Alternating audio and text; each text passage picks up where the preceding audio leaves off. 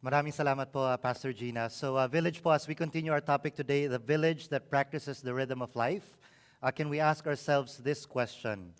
Have you ever asked yourself, do I worship something or someone other than God? And I think it's a beautiful question for us to ask ourselves because it's a great heart check for us and it's a great character check for us. Gary Newhoff, in one of his articles about worship and idols, said something like this. He said, I'll stick my neck out and suggest that you do have idols of worship instead of God.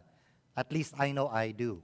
But once we identify them, once we're able to root them out, you and I will become better followers of Jesus. And a lot of us were tuned in today, and I think we cannot deny anymore that one of the greatest issues of church today, one of the hottest topics of Christianity today, is the topic of character. It's the issue of character. And oftentimes, a lot of people are asking the question now, why do people fall in life? Why do people fail in life? And I think the number one reason why that happens is that we forget the real reason why God created us. That we forget the real and first principle of life. And that's exactly what we want to talk about today as we continue this topic, that our work is not supposed to be something that we worship, but it's supposed to be first and foremost our God. Now, I owe this next part po to Andy Stanley. Once upon a time, he was asking this question, and I'd like to throw this question to us as well. That if simply knowing was enough to make a difference, just think how different our life would be.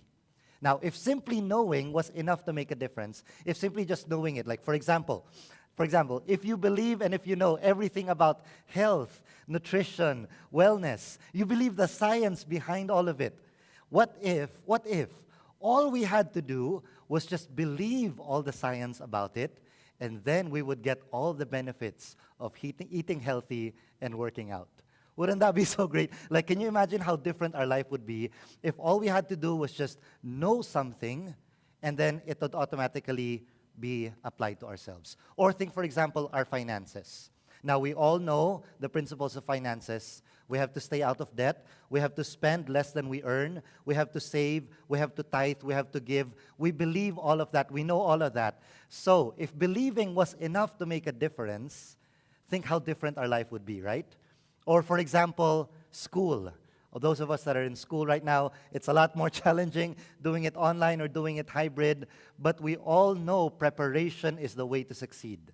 What if simply knowing and believing that studying hard was the way to get good grades, but we didn't actually have to study hard to get good grades? Think how different our life would be. But I guess po, over and over again, we don't really just simply need to know all of the right things for our lives to be much better. What needs to be done is for us to practice it, for us to live it out. And for the most part po, we know what we're supposed to know. We believe what we're supposed to know. And the truth is, we know that we're supposed to know these things, but we also know it's not really going to make that much of a difference until we actually practice it. And that's why Pastor Gina was saying a while ago, is very beautiful, that Jesus as the way is something so profound that how he modeled it to us, he already just practiced it for us. And all we have to do is to do it ourselves as well. And did you know, Paul, that even Jesus himself, when he was living here on earth, he knew this also. That if we begin to read the narratives of Jesus in Matthew, Mark, Luke, and John, Jesus did not spend much of his time just making people believe and know him. But Jesus actually invites people over and over again to follow him. And that's why, po, Church Village, if we believe that workism or worshiping our work is not the way, but if we don't do anything about what we believe and what we know, our faith can become fragile. And that workism will actually make us miserable. So for us today, po, that we're continuing to tune in, can we continue to ask ourselves this question? Because our question is not, do you worship? The most important question is, who or what do you worship? And that's why a long, long time ago, when God gave the Israelites the 10 Commandments, he made sure that the first thing they remember is to worship him. Just to echo what Pastor Gino was saying, in Exodus chapter 2, verse 1 to 2, and God spoke these words, I am the Lord your God who brought you out of Egypt. out of the land of slavery. Now, question, why did God have to do that? Why did God have to make sure that they knew that they were coming out from and that what they were leaving behind? Why did God have to make sure and say, I'm the Lord your God, I brought you out of the land of slavery, I brought you out of the... Bakit kinakailangan gawin ng Diyos? Why did God need to do that? It's because He understands. It's not enough for us to take away something from our lives. The question of after that is, what are you going to replace it with? That every time we take away something in our life, we actually replace it with something else. And oftentimes, very quickly, unwanted things can come in our life, and they can mess us up. They can mess us up. And so has work taken the place of our God? Have we become miserable, as the article in The Atlantic was saying a while ago? Have we become a people where our work, could it be that it had become an idol for some of us? That we here live in the Western world, everybody celebrates productivity, everybody celebrates efficiency. And one time, Carrie Newhoff also said, you are an idol factory. It's like, oof. And Carrie Newhoff maybe echoes what John Calvin once upon a time said. Man's nature, so to speak, is a perpetual factory of idols. In other words, we discard one, we just replace it with something else, right? We discard that one, and we will just replace it with something else. And so, however, when we begin to worship God, we know we're building our lives on the right foundation. But when we enter into workism, we endanger our souls of burning out. Some of us have gone through so much during the pandemic, so much family struggles, financial struggles, personal struggles, work struggles even, and maybe even there's some of us that until now we're feeling like we're fatigued, or maybe even we're feeling like we're burning out. And maybe there's some signs po that I'd like to share with you today. This is again from Carrie Newhoff, and he was saying, these are 9 signs that you're burning out. And so hopefully you can see them before you can see the edge, before you careen past it. So what are the 9 signs? Let's see how many of us can relate or can identify with these 9 signs. Number 1, your motivation has faded. The passion that fueled you is gone, and your motivation has either vaporized or become self-centered. Look at the second po. Your main emotion is numbness, that you no longer feel the highs or lows, like it's just blah. And this was actually one of the earliest signs for me that the edge was near, that there's no more emotions on there. The third is that people drain you. Now, of course, they're draining people on the best of days, but not everybody and not every time. So burnout often means few to no people energize you anymore. Number 4, little things make you disproportionately angry. That when you start to lose your cool over small things, it's a sign that something deeper is very wrong. Look at number 5 po. You're becoming cynical. Now, many leaders fight this one, but cynicism rarely finds a home in a healthy heart. What about number 6? Your productivity is dropping. You might be working long hours, but you're producing little of value. What used to take you 5 minutes just took you 45 minutes. And that's a warning bell. What about number 6? You're self-medicating. Your coping mechanism has gone underground or dark, whether that's overeating, I think a lot of us can relate to that, or overworking, drinking, impulsive spending, or even drugs. You've chosen a path of self-medication over self-care. Now, ironically, my self-medication was actually what? More work, which just spirals things downward. Number 8, you don't laugh anymore. Nothing seems fun or funny, and at its worst, you begin to resent people who enjoy life. What about number 9? Sleep and time off no longer refuel you. Now, sometimes you're not burnt out, you're just tired. And so a good night's sleep or a week or 2 off will help most healthy people bounce back with fresh energy, but you could have a month off when you're burnt out and not feel any difference. So Church Village po, how many of those do we identify with? And how many of those, when we identify with, how many of us are honest enough to be able to say, what I need is actually not just self-care. What I need is soul care. That today po, soul care is more important than self-care. That more than ever before, you and I need to take care of that soul being inside of us. That's not being refueled when we take our time off is a major sign that we're burning out. It's maybe a major sign po that we're building our lives on the wrong foundation. Now, I understand po there's so many important things that we always have to do. And recently po, I felt that God was reminding me that, anak, there is nothing that you have to do today that is more important than worshiping me. Like, I know po all of us, we're so busy. Like, I know that in our schedules, all of the things that are listed in our schedules, those are all important. But one time, God used actually Francis Chan in one of his books, when Francis Chan said, we can't start our days without praise. That there's nothing you have to do today that is more important than worshiping Him. And as we look at our society today, as we look at America here in the West, there's so many issues. So much disunity. Like everything else can be politicized. Everything can be put to one side or the other. And there's so much weight and heaviness that we all feel. But I think po, for many of us, what we need to understand and admit to ourselves is that we need to take care of our souls. That the real state of emergency is not really what's happening outside.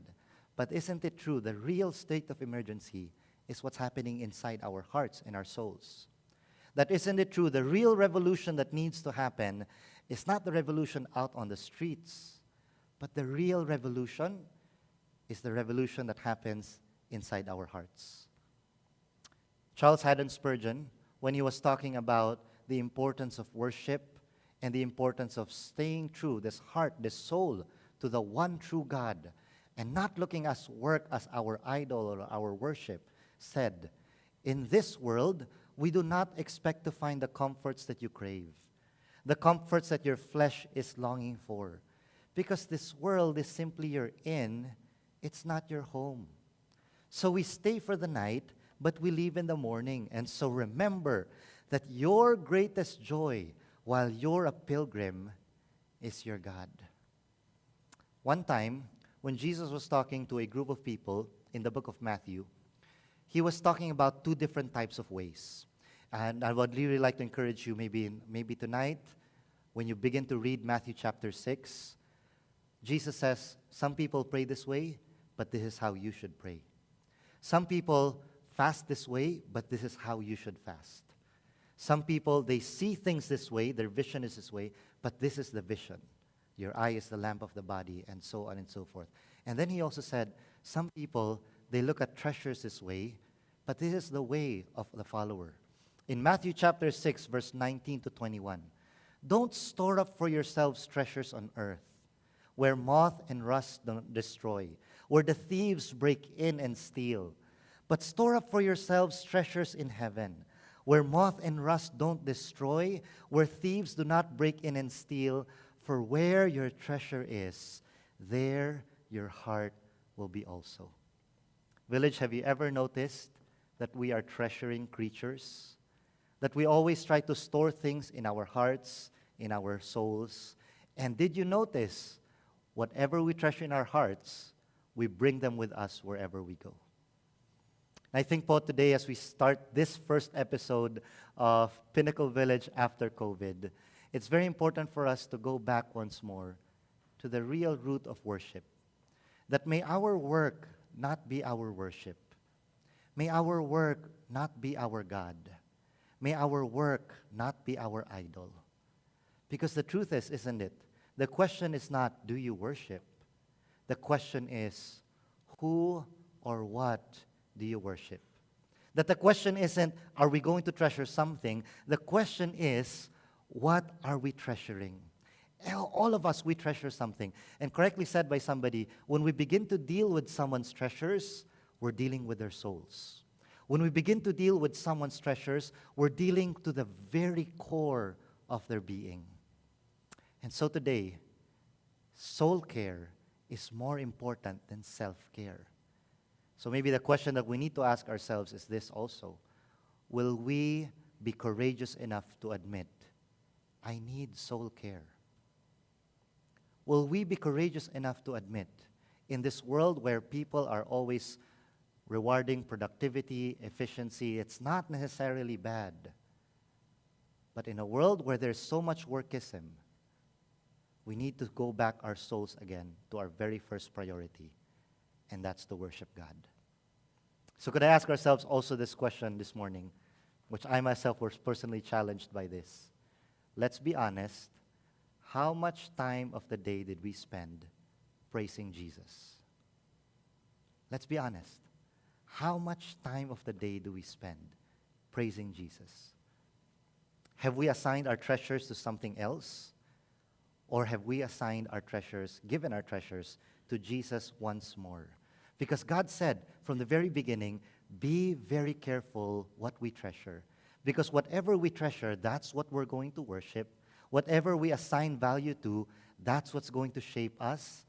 That's what's going to mold us. And you and I have this chance to choose who to worship and who to treasure.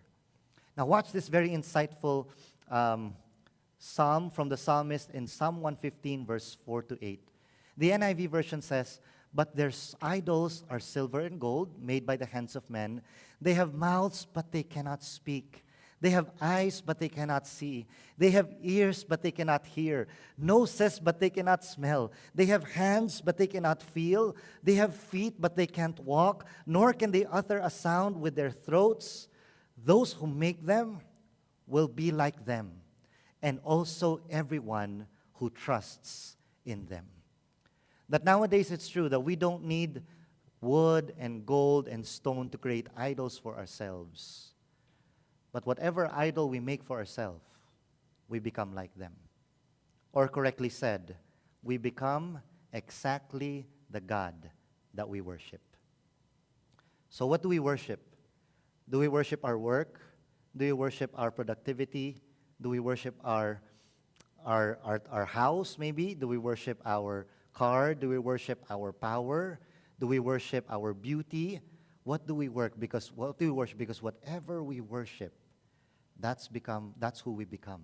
We become exactly the God that we worship. Correctly said, what we worship determines our values. And we say, this is our priority, this is what's important, and this is first place. And for this very reason, God said, you shall not make an idol for yourself. So the most important commandment in the history of the humankind is love the Lord your God with all your heart, soul, mind, and strength. Don't make idols for yourself, and love others as you love yourself. When Pastor Gina was reading us that article of Workism is Making Americans Miserable by Derek Thompson, I think it's important for us to realize that maybe there's some of us, Po, that we see this pandemic as we're being tired, fatigued, we're being burned out, and we're feeling miserable, and we're feeling it deep within my soul.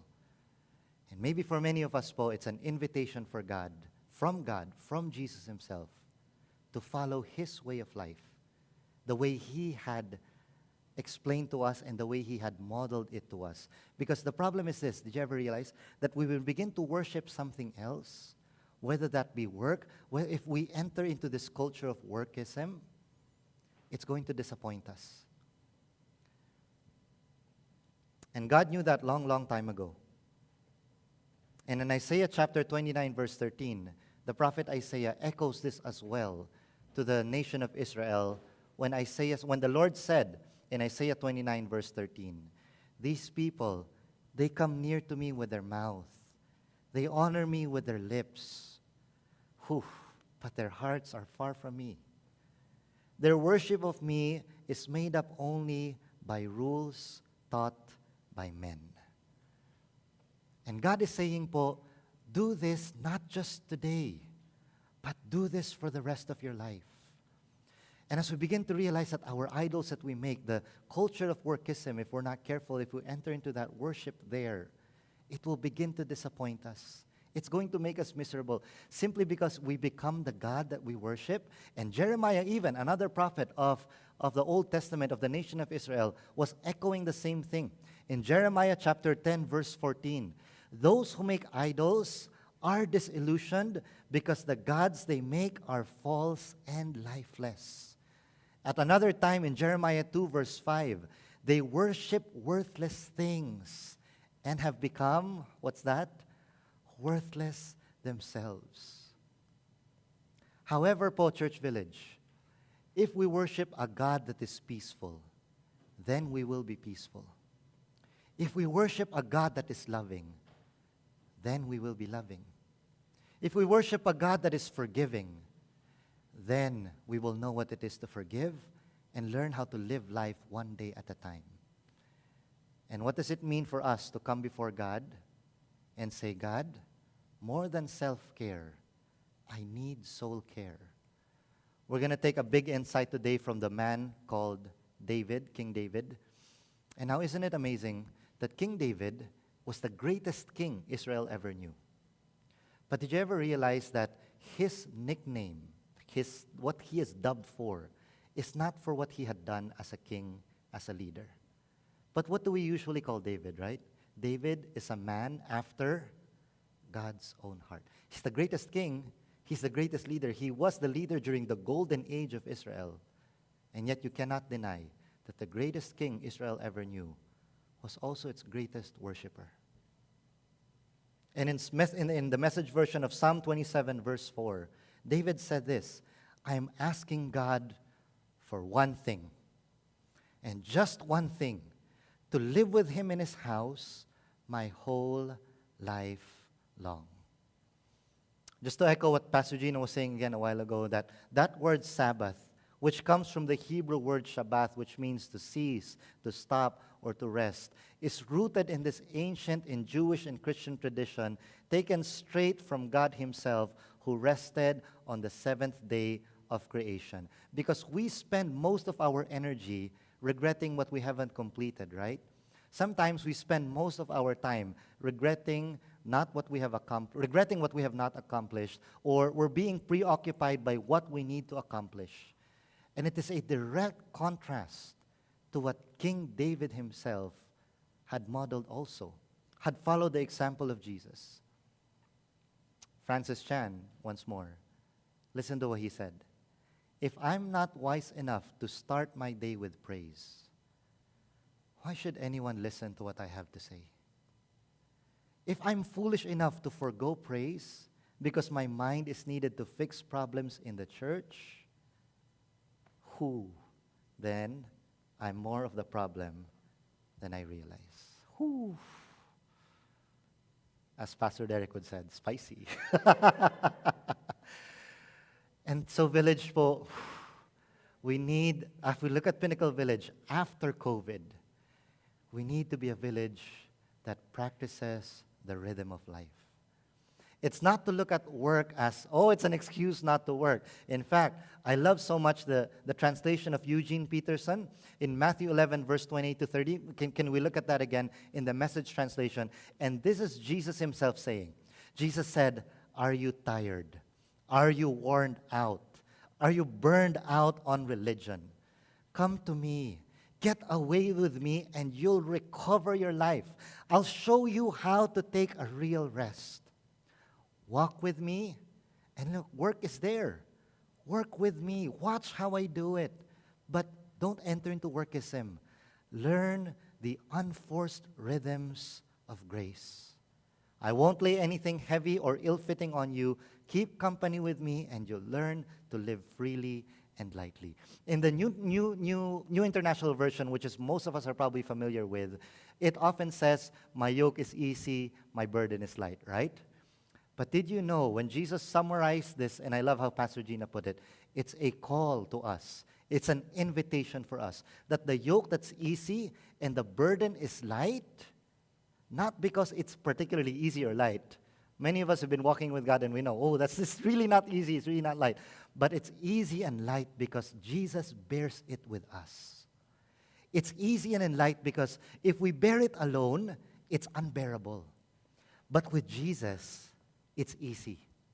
It's light. And if you look at po that Greek word easy, it comes pala from the Greek word krestos, which can be translated as well-fitting.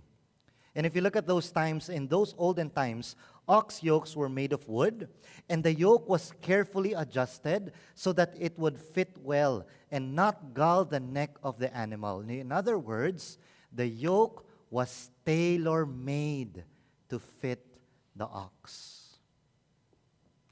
We look at our world today, AAPI, BLM, so many other issues.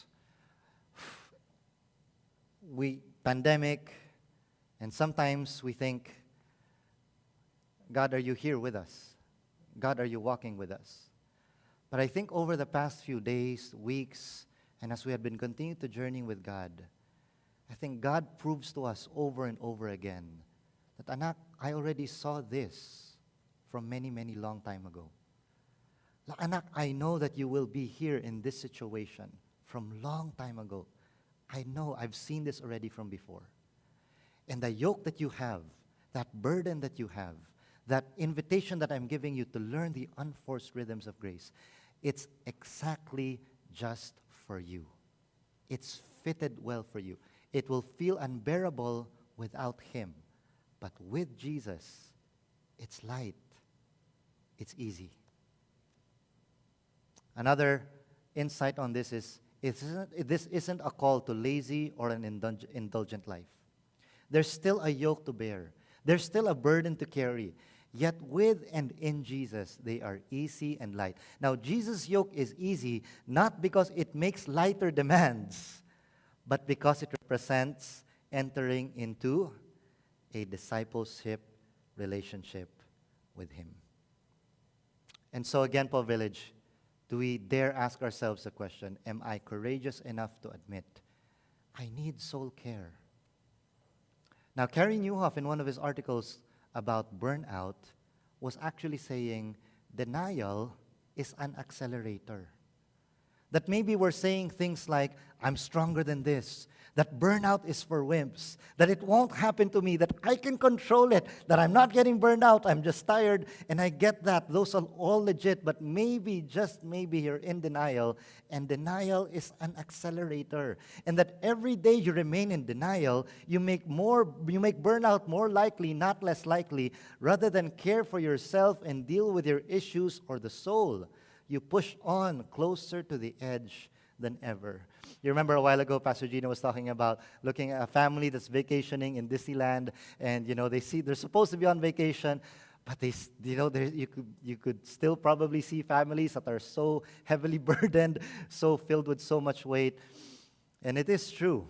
Maybe for many of us that are leaders of families, leaders of groups, leaders in your own right, you have your own circle of influence. Isn't it true?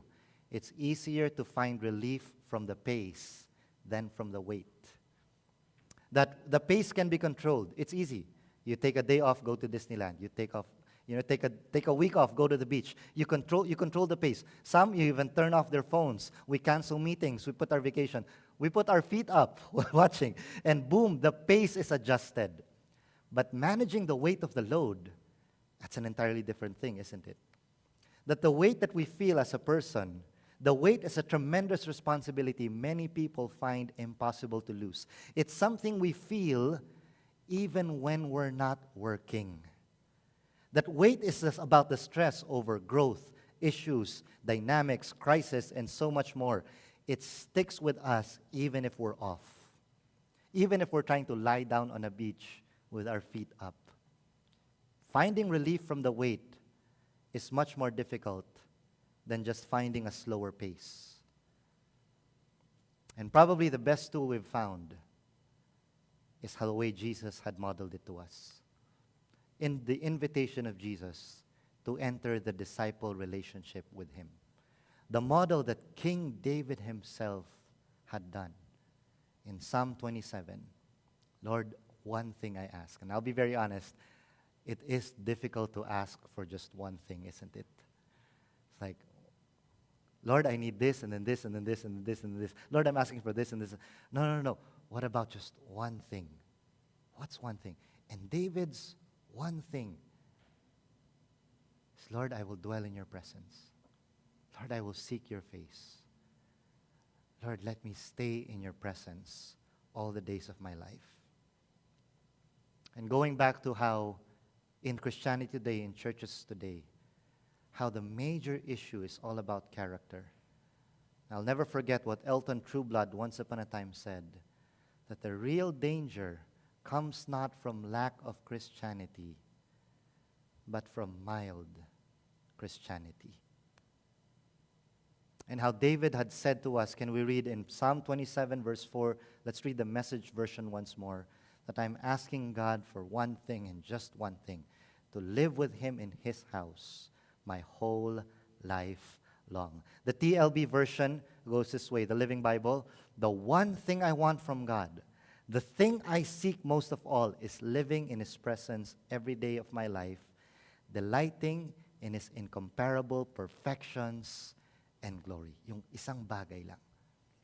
He was not known as the greatest king, yes, also, but he is more known as a man after God's own heart. Sana po tayo, Pinnacle Village, hopefully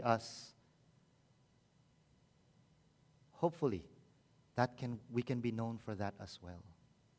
We're not perfect. We have limitations. We have our weaknesses. But what David can say to us is this: it's uncomfortable to stay where God had already departed. But it's very pleasant going when we see God go before us and resting where he appoints us to rest. So could I have your ears po, Pinnacle Village? So what does that mean for us? It means for us taking away idols that we have and entering to the one thing. It means for us to put aside workism, not necessarily put aside work, but put aside workism so that we might be able to experience the joy, the pleasure that David had experienced when he said, Lord, just one thing I ask. Now in the Old Testament also, one of the prophets, one of the people that God used so mightily in moving his work forward was a man by the name of Elijah. Elijah, I guess, went to a time of burnout also. And as he was going through a time of caring for his soul, not just for the self, but caring for the soul, Elijah found himself asking for God to speak to him. And many of us have maybe been following Jesus for a long time, and we know this narrative where the fire came and the God was not there. The storms came, the God was not there. An earthquake came and God was not there. But then a gentle whisper came. And let's read that narrative from 1 Kings 19, verse 13. When Elijah heard it, he pulled his cloak over his face, went out and stood at the mouth of the cave. Then a voice said to him, Elijah, what are you doing here? Now, did you ever realize, Paul, that when God asks us a question, he doesn't want himself to be informed, right? Like when God asks us a question, God wants us to be informed about ourselves. Because sometimes we lack that time to look at our souls. Sometimes we lack that time to self-reflect. And so to meet who we are and to realize what's really going on in our souls, to be courageous enough and say, I admit I need soul care. So when God asked Elijah, why are you here? Elijah and God began to commune. They began to find a deeper level in their relationship. And God even asks him a second time again, Elijah, what are you doing here? And then when Elijah went to the opening of the cave, he heard God. Not through bigness, not through the storm, the wind, the earthquake, the fire, but he heard God whisper. And by this time, something happened to Elijah. He was restored physically, spiritually, emotionally, and then after that, God said to him, Elijah, go back to work. And from that time on, God begins to tell us over and over and over and over again, learn the unforced rhythms of grace. Practice the rhythm of life. King David, let's read a bigger chunk in him when he was saying in Psalm 27, verse 4 to 5. I'm asking God for one thing, just one thing, to live with him in his house my whole life long. I'll contemplate His beauty. I'll study at His feet. And that's the only quiet, secure place in a noisy world. Notice how King David felt the relief not just from the pace, but relief from the weight as well. And almost everyone po who emerged out of the Sabbath is never the same as they were before.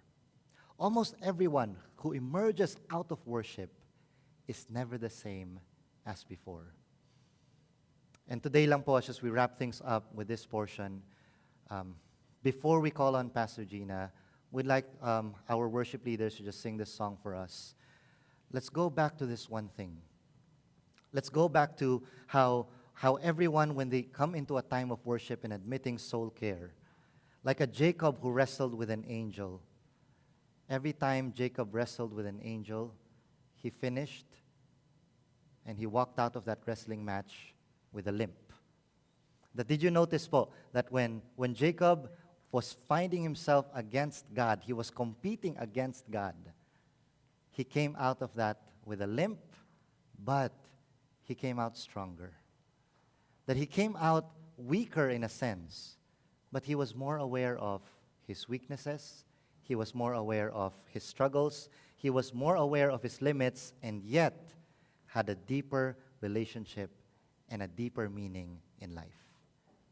And for us po, that we never really get back to normal after our time of worship, but we find ourselves a new normal, finding this rhythm of life. And isn't it true? Oftentimes, it's better for us.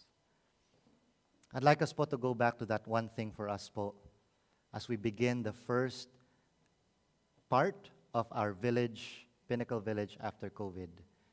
And I'd like us po to join po our worship team as they just lead us into the song. Maybe for some of us, we have to say, Lord, I need to take out some of these idols. Maybe for some of us, it's workism. It's this culture of just productivity and efficiency. And so, Lord, as we lay this down, may our worship not be our work. May our worship be the one true God. May our worship be, as David had said, one thing I ask, Lord. It's one thing I seek.